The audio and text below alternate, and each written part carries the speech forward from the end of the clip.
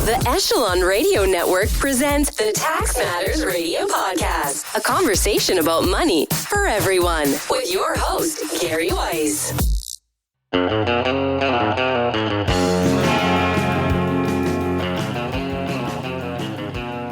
Welcome to the Echelon Tax Matters Specialty Group Podcast. I'm your host, Gary Weiss. This podcast has been designed to cover a wide range of topics. It is not a podcast designed for tax professionals. It's a podcast written and developed for those of us impacted by the complex, lengthy, and confusing tax laws. Taxes of all kinds are part of our everyday life, and this podcast is a way to bring you relevant, easy to understand, and very relatable topics to help you make informed decisions when you begin your journey through the mystic labyrinth of rules and regulations. Just in case you want to know, I am a licensed CPA in California since 1996, and I practice in Woodland Hills with my partner, Quentin Staples. I also specialize in tax resolution services, back taxes, unfiled returns, notices from various alphabet soup people from the government. Hence my tag. I fight the fascist state of California and the evil empire known as the IRS.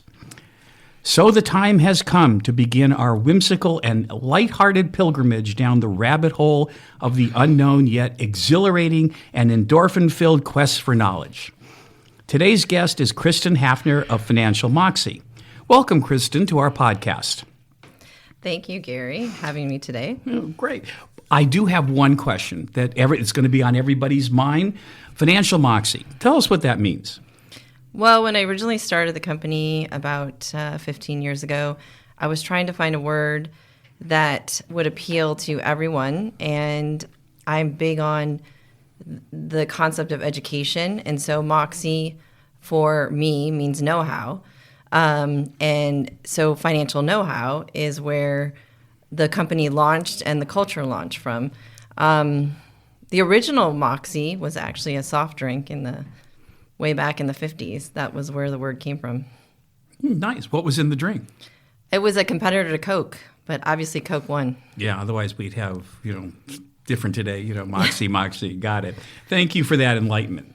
So tell us a little bit about you as a person, your background, your family. Let the listeners know who you are. Well, I grew up in the Midwest. Most of my childhood in a large family. My father was one of 9 brothers and sisters, and I have probably over 40 plus cousins. I went to nice Thanksgiving. Yeah, exactly.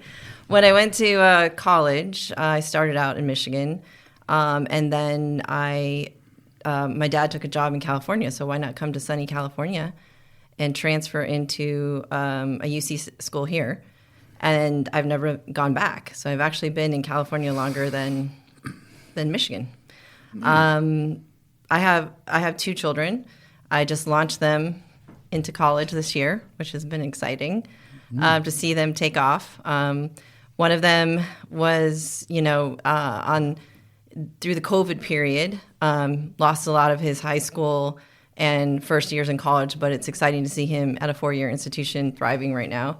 And my freshman daughter is also thriving as well. So excellent. So are they out of the house? Yeah, they're out of the house. Empty nesters. So you got your nice big house all to yourself. That's, lots of time. Great. Yep. All right. So tell us at this point, we now know what Financial Moxie means. Great. So tell us what you do as a financial planner and, that type of stuff, and, how you can provide services and how the listeners can benefit from your services. Well, I don't have a normal path as a financial planner. I was a career changer. I came out of undergrad, went in and did my master's in business at CSUN, and then I was trying to decide whether I wanted to go into law or what other advanced degree I was wanting to do. And so I did take some time as a legal document assistant at doing all different types of law. And I quickly realized the biggest reason why people had legal issues was because of financial either issues or things that they didn't pay attention to. So that's when I decided to go down this path of looking at a financial services career. And I went one day on just a whim to Cal Lutheran and interviewed, I didn't know at the time I was interviewing, but with a professor who specialized in behavioral finance. And he hired me as grad assistant on the spot. And then I went down the path of learning how to be a certified financial planner. Nice. So what is it? What did you learn there from behavioral science and people and their how they invest, why they invest, or how they handle their finances, which we all know for a lot of people, as I know as a tax resolution specialist, is poor. Right. And it's emotionally driven. I did not realize at the time how it was an amazing time to be working for this professor who was a PhD in investments and behavioral finance, because it was a couple years before the crash in 2008. He had always, his research that I was working on was about what would happen when fear and uncertainty hit the market. So when it hit in 2008 and I was working with him and just starting out in my career, everything he had said was going to happen to the market. Since then, I've never seen a normal market. Okay. So when you finally went out on your own and you started, talking to people and saying, "Hey, this is what I do," what did you say to them? How did you inspire them to use your services? Interestingly enough, I started as an analyst, and the point of that was to, not as a full advisor, was to figure out the industry. And what was really interesting to me is the confusion, the lack of transparency, what products were being deemed suitable. All of that kind of went out the window when we had that downturn in 2008. The things that were being recommended prior to that no longer were suitable for most people. So risk tolerance became my top priority.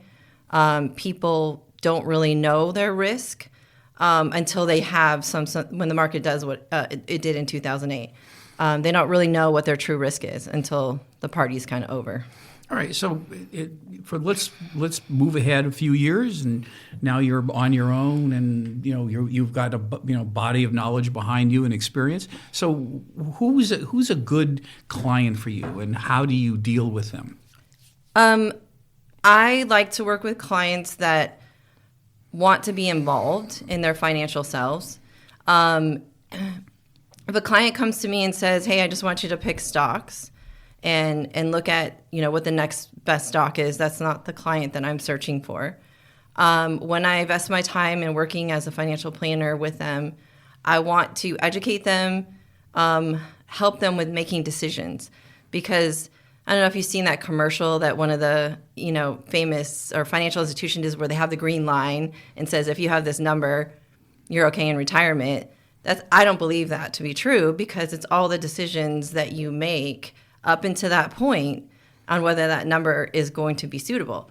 So, financial decisions, people want to avoid it. I know. So I assume you have all the necessary credentials and certificates and passed all the tests. So that's great. So people come to you, but the average person comes to you and says, "I know nothing, Kristen." Let's take a typical example. I know that you and I have worked with. The husband dies. There's $4 million in various phases. Mm-hmm. That's the estate, and they come to you and go, "What do I do? I have no clue. My husband always did this, and I haven't got a clue of what to do." What do you say to them? Typically, I advise them in the first year after a death of a spouse not to make any major decisions if possible. So it's not about making aggressive moves or changes in any of the positions that they're receiving. It's about educating them on how those tools work together. That when you have different financial investments that have different ways that they work together, if you don't understand that, you can misstep pretty quickly and make a decision that will impact you long term. So we recommend no big decisions unless they have to be made. We quickly form a team of advisors that they'll need moving forward, because usually after a death, the spouse who wasn't in control of those things doesn't really have a relationship with those advisors that they had jointly. And then also, a lot of times it's just acting like a gatekeeper to make sure people don't take advantage of them. But tell us also, so you have this woman that comes to you, let's just say she's in her mid-60s, her husband has just died, and she's not coming to you and say, hi, Kristen, hi, good, I have these things, can you help me? Mm-hmm. She's coming to you emotional. She doesn't know what to do. She's lost. She's fighting this, all this information being thrown. How do you get initially past that? How do you help these type of women emotionally? Well, it's a fine line. If you push too hard or with too much information, they begin to shut down. There's still a grieving process that they're going through. So we have to handle the matters that we have to handle in the moment and then start to push to that planning phase. But it's a very sequential process and customized to where the client is. I have to meet them where they're at. And there is hand-holding involved. I mean, there's a lot of things that it could be as little as they didn't know that they had to register the vehicles, that they have to change the registration, the name on the registration, or take the person off. One of the most common mistakes when you lose a spouse is you don't realize that you have to take them off the loan and apply for that because you may lose your home insurance. So there's a lot of moving parts. And if you try to do that all at once with them, especially if there's some sort of probate going on at the same time simultaneously, they will tend to shut down and not respond. So we have to make it a positive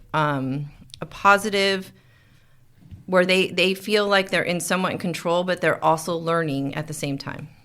Okay, for those who don't know, Kristen mentioned probate. Probate occurs when you die and you have assets and they're not in a trust or there's no will or they're not registered as community property assets. When that happens, you have to go to probate, which is a court, like any other court, and you have to get a probate attorney and you have to go in and probate the estate so that all the assets can be transferred. So it just for now, people know what probate is. But let's talk about the team. So when you say I'm going to bring in a team, who is the team, and how do you choose that team for this individual? Typically, the first conversation I have with them is if they have support from family, meaning adult children or other siblings that they may have that are supportive emotionally. If they're still struggling, then we talk about therapy to make sure they actually have a therapist on board to be able to talk, or some sort of support group. Then we move into a tax professional, a CPA, estate planning attorney, which is someone that helps them navigate through the probate process. Myself, a financial advisor, and also the other thing would be if there's a business involved, we may need a business attorney as well. I have a case right now where everything was handled in the state properly and was set up to avoid probate, but the husband refused to put his his medical practice into the trust, and so that portion of the estate had to go through probate. Okay, so let's talk about trust for a moment. For those who don't know, a trust is a living trust. It's where you create an entity and you put all your assets in it, and then there's a whole bunch of conditions about who gets what happens when this happens, and this is really important. Trusts are probably one of the most important things you can do when you have an estate of even 500,000 and above. It's really important, and so because that's where you put your durable power of attorney for healthcare. You put your do not resuscitate, the DNR construction. Who gets what when this person dies? A whole bunch of stuff that can happen that saves a lot of that emotional turmoil that Kristen's talking about. So tell us how, when there is a trust, how do you interact with the trust and the trustees? Those are the people in charge of the trust. The beneficiaries, those are the people who get the stuff, and then the people on the outside who say, I should have been a beneficiary. So I usually, when I work with the surviving spouse, I will look at everything, make sure that there's beneficiaries assigned, that we're able to change title first, and we don't have any issues there. But I really focus on the new normal, which is the cash, what they're spending, what they're now going to be responsible for. Because typically, when a surviving spouse has lost some sort of form of income, you and I talk about this a lot. When you don't get double Social Security, you get some sort of Social Security is a little bit higher, so it does impact what income is coming in. And then a lot of times, the surviving spouse is like very fearful of the investments and the volatility and where the income is going to come from. So the starting point is to look at what they need and what's their expectation, and then look at all the assets and things that they have in place and determine how we can make that fit the decline in income. But a lot of people jump to the investments first, and they're like, "Oh, we got to handle all of this." And I always I always stop them because they don't know what those investments need to do unless we start with the budget. Okay, so when you talk about investments and you talk about their whole estate, so you deal with it as an entirety, one piece, and it has multiple moving parts inside of it. So let's just talk about investments, because people, right now everything is with the market and the economy. People are asking, "Wow, what do I do? I don't know." So when you talk about investments and you talk about volatility, how do you deal with that with clients? Not just the woman who's done, but in general, I know you have lots of different clients there, that throughout your practice. So how do you deal with when they come to you and say, "Kristen, I can't do it. I need to know. Go buy Tesla. Go buy this. And I go buy this," and they're trying to, they're throwing things at you. How do you handle that? Well, we start with looking at what their needs are, and a lot of times, when they get anxiety over their investments is because they don't have any kind of emergency or backup plan, emergency funds. So I work really hard with clients before issues happen in the market or volatility or uncertainty happens in the market to make sure they have those emergency funds available so that when these things happen in the market, which are normal, they can access those reserves and not have the urge to pull out of the market. And that's the thing about behavioral finance is when the market gets at all-time lows, people feel the need to jump, to sell out of the market. When the market is at all-time high, people feel the need to get into the market. And really, when financial advisors are working, or planners, are focusing on the whole picture, it's about talking to them about how do they stay consistent on their path and their journey and make the decisions and not make those aggressive moves that are going to prevent them from being successful in the long term. Great. So one of the things that's coming up right now, and we're going to discuss this real quickly, I don't want to spend a lot of time, but one of the big Netflix series is Madoff. Now, Madoff is, the specifics of it aren't as important as more as what happened. Not with Madoff, but in general with the markets in the 2008-07 timeframe with the mortgage crashes. What happened? Mm-hmm. So in 2008, I was just starting in the industry. So I was learning as much as everyone else. But the subprime market, there was, I guess if you think about it as a contagion or some sort of cancer, it actually started from within the system, and it came from within and went out into all the financial markets in the U.S. And so we saw a downturn in both the bond market and the equity market. There was an active recession. Now, what we're seeing globally with what's going on now is we have that contagion or from the outside, which is the pandemic that actually shut down the system. So, recessions come and go. It's something that is normal, but we're tied globally. So these things like pandemics and the mortgage subprime market, things that are tied very tightly or inside these financial systems will cause havoc and uncertainty. The biggest thing I've learned in my career of not experiencing a normal market is that uncertainty on any level is going to cause volatility in the system. Absolutely. So what is going to prevent that happening again? Do you think are there processes in place that will help prevent things like Madoff or the meltdown in 2008? Is there something in place that's going to protect the average investor?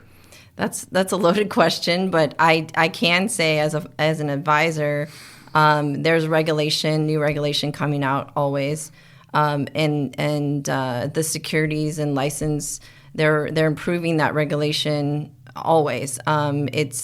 It's really about finding, when you're working with somebody or a company or a financial institution, the word fiduciary, and a lot of people don't understand what that means, is that whoever you're working with in this capacity, who's licensed, it's in your best interest to have they also be a fiduciary, which means that they're doing what's in your best interest.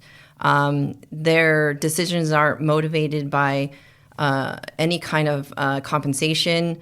They're looking at a level playing field of what is in your best interest, and being totally transparent on the commissions or the fees, and whether the product is suitable for them to participate in. Right. So when a client comes to you, like today, they announced Google's laying off a ton of people, Microsoft laid off a ton of people, and the average investor comes to you and says, "Hey, Kristen, should I be unloading all my Microsoft, Google, Alphabet stock, all my tech stock? Should I be unloading them? Hey, look, they're laying off everybody.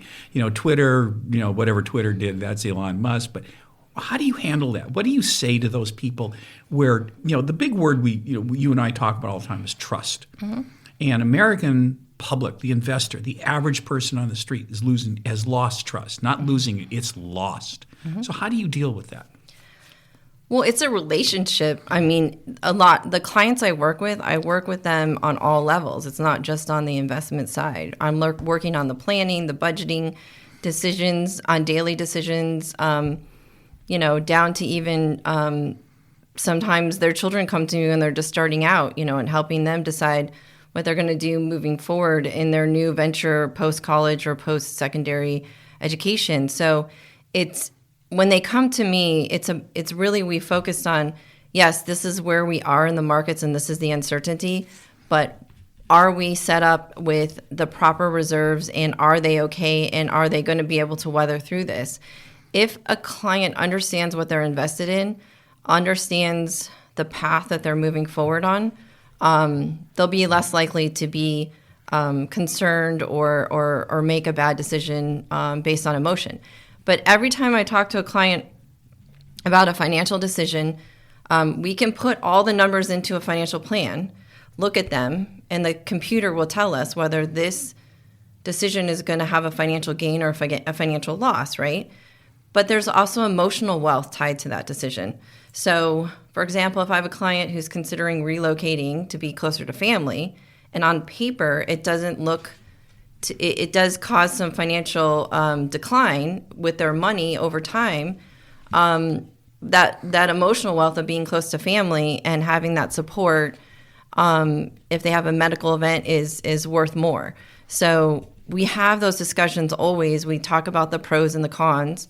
We talk about the emotional wealth of that decision, and I do my best to inform them, if they make this decision, what would be the pitfalls that they would have to go through. No, it sounds really good. All right, so one of the things that people are concerned with is, the other markets in the other part of the world, China, the European Union, the other big economies. So how do you deal with that? Do you integrate that? Do you talk to your clients about, the global world?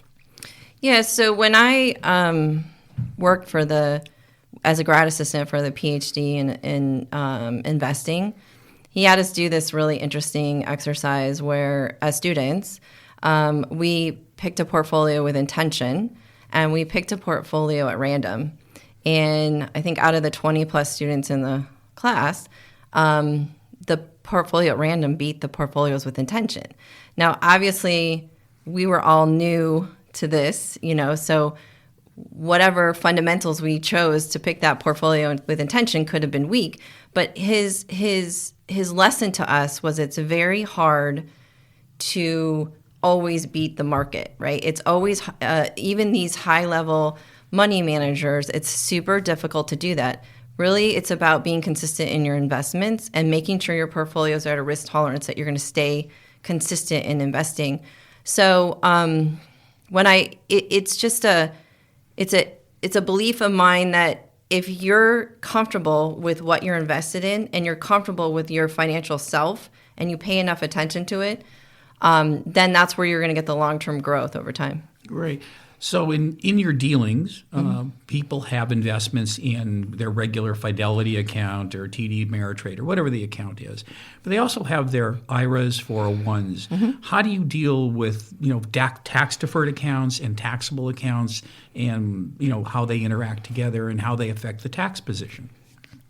Well, that's interesting because clients don't understand. Basically, what I'm trying to do with them, if they come to me early enough prior to retirement, is creating that set of tools.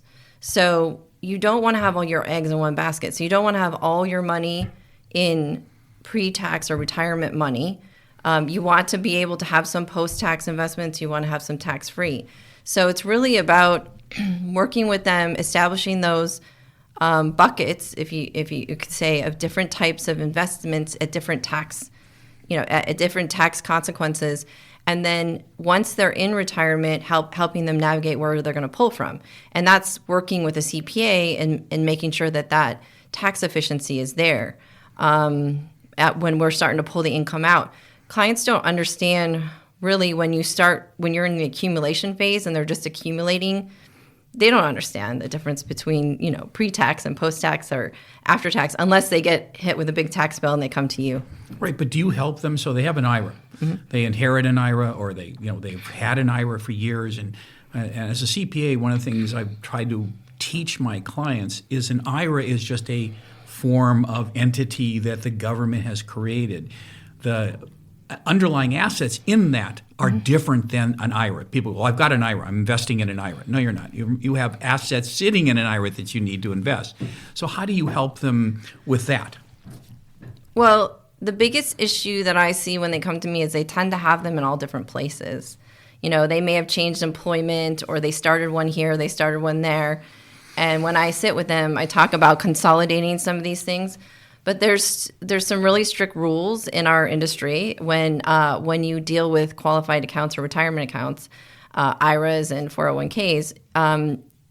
You have to, as a fiduciary, as a certified financial planner, I have to go in there, and if I'm going to consolidate something or move something out into something else or make a decision, I have to make sure the client, it's in their best interest, and make sure that if a 401k is at a certain fee structure, I'm putting them in something that's comparable. So that is one of the regulatory things that the securities regulatory agencies have really, really, really tightened up on, is that decision process of consolidation or advising in that space. Yeah, I can see it right now when you're talking to a client and you said fee, and they're going to go, fee? What does that mean?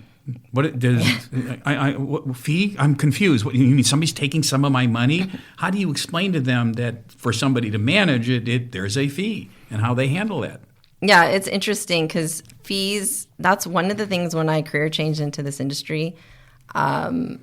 There's so many different fee structures out there, different ways that fees can be expensed that, in my opinion, it's very difficult for the everyday investor to understand. So, and they don't know what to ask, basically. So it's my job to make sure that I'm fully transparent on those. And so a lot of times the actual investment, if you're investing in a mutual fund or an ETF or something that's managed actively, it has a fee loaded inside of it. Wait, explain it. What does it mean to have a fee loaded inside of it? Well, there's a cost for those. So if you have a fund that's managed by a big institution, they charge a fee to manage that fund. So all of their management, all the boots they have on the ground globally, that fee is what they charge. And so you don't necessarily per se see that fee unless your advisor discloses it.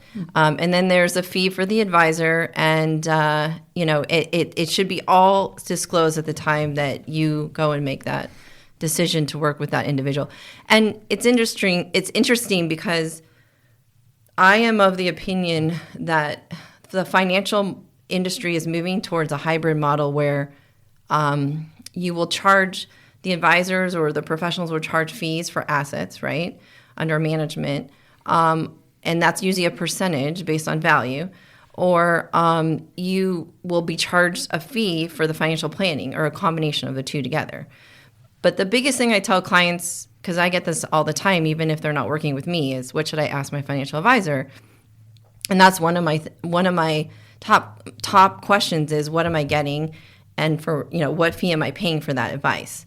So you should know if you're paying a fee for planning and the fee that you're paying for assets, and how does it all work together?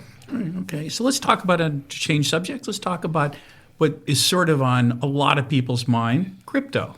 What does that mean? And can you explain why that, in tax purposes, is an investment and it's not treated as money?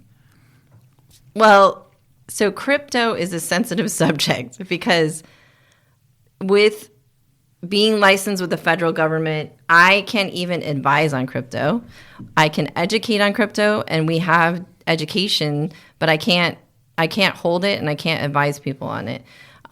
So that crypto is kind of an area that really concerns me as an advisor, because if I can't advise on it and I can only educate on it, I worry where the clients are getting their advice from. And so the one thing though that you bring up about the taxes is a lot of them don't understand that even though they hold crypto in their portfolio, they still have to, there's a tax on it because it's taxed like a property. And maybe you could talk to that a little bit of how it's taxed. I don't want to get into me, but you treat it like you would sell a stock or a bond and it has capital gains. But one of the big things, and I warn everybody, I'm warning all my clients, you must disclose on your tax return if you have crypto transactions or crypto holdings. Don't think, oh, I'm just not going to check the button and they'll never know. That's like clients who say, I'm not going to give you my bank account information to make the auto deposit because I don't want the IRS to know. And we all chuckle. Yeah, they already know. Don't worry about it. So I don't want to get you in any more trouble. No, it's okay. I mean, the other thing I wanted to say, because I do have a specialty in working with divorce planning. So crypto is a difficult when you go through a divorce because it's really hard to find documentation or disclosure on it. So that is a challenge. It's a challenge across the board, even if there's a death or if a spouse is going to inherit crypto, they need to know the information. Right. So with divorce, you would prefer, either the outspouse or in-spouse, don't worry what that means, the husband or wife, come to you during the process, not the end of it, to help them through it, correct? Yes. There's a lot of pre-planning. And pre-planning, and what does that mean? How do you help them? So I have a designation called the Certified Divorce Financial Analyst. A lot of people are not aware of that. And so the individuals that have that designation act as a financial analyst for the divorce. And so a lot of it is data gathering of documents and understanding what is jointly in the marriage. Often I see the spouse that is not in control or in the know-how of the situation, has not been privy to any documents or understanding of what is being held or jointly or not, or debt and things like that. So it's basically trying to get all of that before they file. All right. So in our final moments here together, which I've had a great time, thank you, Kristen. What's your one last parting advice you can give to our listeners? It's to pay attention. To pay attention to your. I mean, it's the hard thing because paying attention to your financial self can be daunting. But if you delay and delay and delay, and then finally you get to that point where you're like, okay, I'm ready now to do that, it's usually at a point where it may be too late to hit your goals. And so starting to pay attention at a frequency that doesn't cause you to avoid the subject is the key. And everyone, it's just like your fingerprint. Everyone's has a money mindset that they establish pretty young. And a lot of times when I work with adult children and parents, they have the same money mindset. So everyone's frequency of paying attention is different. And so that's one of the things I try to figure out early on in the relationship, because I don't want them to run and hide from me and not ask me questions. Okay. So to sum that up, you want them to listen to you. Yeah. Great. Well then, intrepid listeners, that's all the time we have for today. I'd like to thank my guest, Kristen Hafner of Financial Moxie, now that we know what Moxie means. Please look for future podcasts right here, same bat time, same bat channel. I guarantee you will be entertained and enlightened at the same time. I am your host, Gary Weiss. I look forward to spending time with you on our next podcast. You all come back now. You hear?